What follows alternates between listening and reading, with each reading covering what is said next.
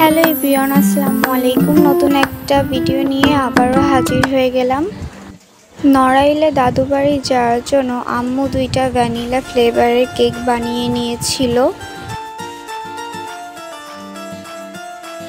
আমরা পরের দিন সকালে রওনা দিব বলে আম্মু এখানে সবকিছু গুছিয়ে রেখেছিল।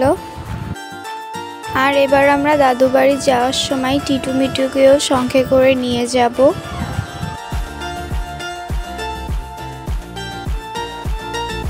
তো এটা ছিল ঈদের দিন, সবাইকে ঈদ মোবারক।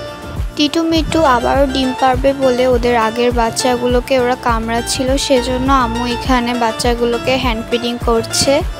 তারপর মা পাখিটাকে একটা খাঁচায় রেখে বাবা পাখির সাথে ওদের বাচ্চাগুলোকে রেখে দিয়েছিলাম।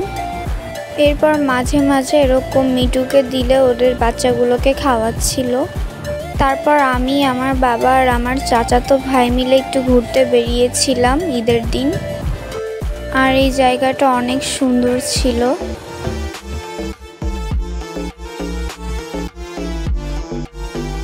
তারপর এখানে দাদু পটল ভাজি, চিংড়ি মাছ ভোনা, মাছ ভাজি আর গরুর মাংস রান্না করেছিল।